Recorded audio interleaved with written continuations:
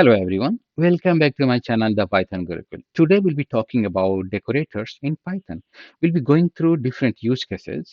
We'll be talking about decorators in detail and then we'll be brushing up several skills.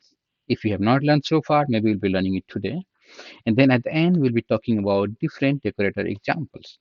So let's get going with the decorators use cases. We'll start with the authentication. Let's say one developer is writing application for transaction.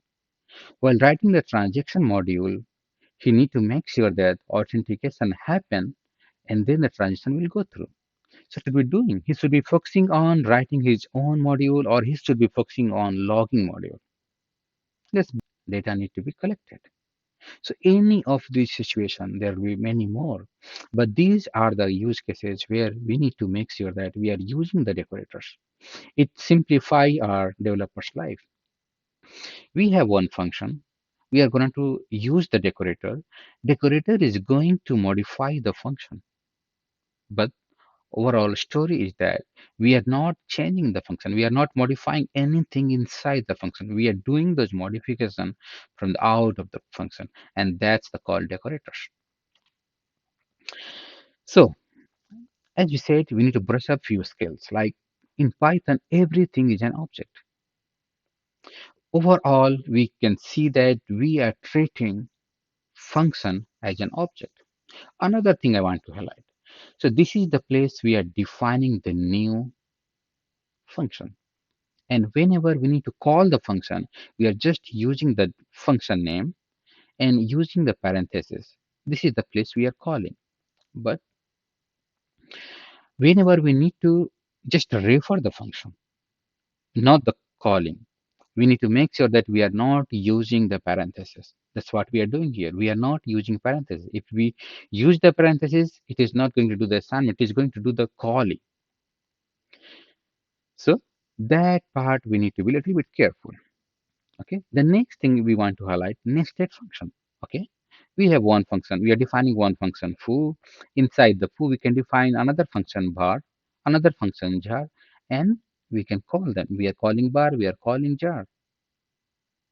So inside a function, we can do the another function, and then even we can go further, have function nested to one another.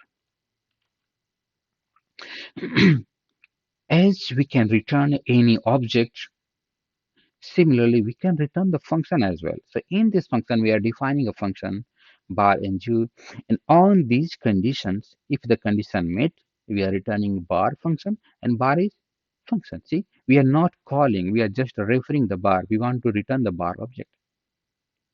If the condition is not true, we'll be returning the jar. Then jar is another function. That's pretty cool. So instead of returning any value variable, we are returning the function itself. And then we can just use the function the way we want. Another very important aspect of the function, it uses the argument, which we have already seen. We can pass the function itself as an argument. So we have already known function foo. Inside the bar, when we are defining the new bar, we are saying that it will accept the function. And inside that, we are just calling the function. So moral of the story is that we can pass the function as an argument. Let's take a look at this code. So whatever we have learned so far, we're just trying to summarize in this particular. We are defining one function. This function takes a function as an argument. Then we have one nested function. In the function, we are just calling the function which have been passed as an argument. And then we are returning another function. And then after all, we are creating another jar function and it has just something very simple. But at this point of time, we are calling the foo, passing the jar inside, and we are returning these things to the jar new variable. And then we are calling the jar. So what will happen?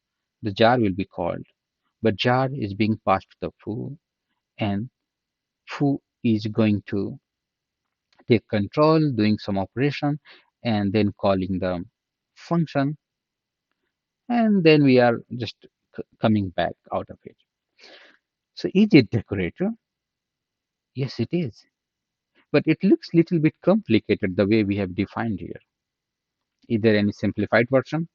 Yes, it is. So most of the time, we'll be using the decorator as this. In this example, we are just saying that at the rate logit means we are going to decorate this particular function with the logit. Means do whatever you want to do, but logit is going to make sure that whatever you are doing is being logged. So here we see that we are using the logit, but what logit is doing? This is where it is defined. It is defined to get the function name and print that. So just collecting some information of the function and recording in the screen. Let's move on. We can just simply do the chaining. We can have one decorator, another decorator, and then decorate our function with the different decorators. So far, we have been using the function to define a decorator. But what I'm doing here, we are going to use a class and create the decorator. So in this decorator, we are going to improve the log file and we are going to log the data inside the log file. We are doing all the logics here. We are just collecting the data what we want to write. Then we are opening one file and writing the data in it. So how we can use this one? Let's go and bring the uses. Already decorator have been defined here.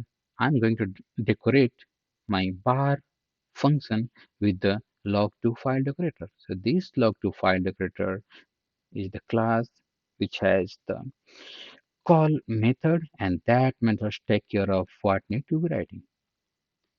So this is the way we can write decorators the way we want, and the developer while developing their own function only need to make sure that they are using the decorator. They are decorating their function with the existing decorators.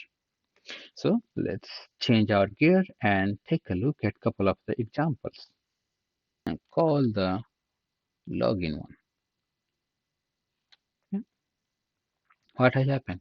We have just called x plus x and we call the function, we pass the 4, we got the result here, and we are just printing the result. We got the number 8, but from where we got this piece of the data? Addition function. That was the name of my function and was called. This particular data came from our decorator. And that's the beauty of decorator. Without doing anything inside this particular function, the one we have just written, we are able to add some data, do something from the outside, and that is the beauty of the decorator. So let's just see what we are doing here. It's the logit, and logit is saying that collect this information, function name, and then add some text to it, what's called, and print it. And this is what has happened. So what we can do, we can call the function and we can modify the function behavior from the outside. That's the beauty of the decorators. Let's go further. So far in the example, we have been looking into the creating the decorators by using the function. We can use the class itself and come up with the various different situations. We want to log to the file, we want to send the emails, and those all things could be defined in the class. And as for the situation, we will be calling the exact thing. Again, just Python and decorator class.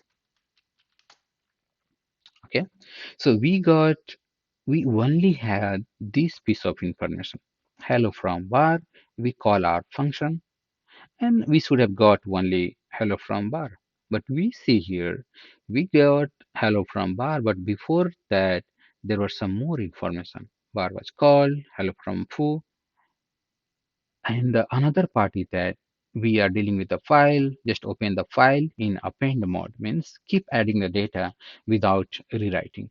So we are opening the file in the append mode and just adding the information which we have just collected here. And I have given the output.2.log, so this would have been file. And yes, this file have been modified. As many times we run, it will be keep adding the information. So I ran the 3 times, and this is what we got. Bar was called. So this is just simplified version. Same way we can add more and more information. So that's all I had to cover today. If you like my video, please share and subscribe. Thank you for watching.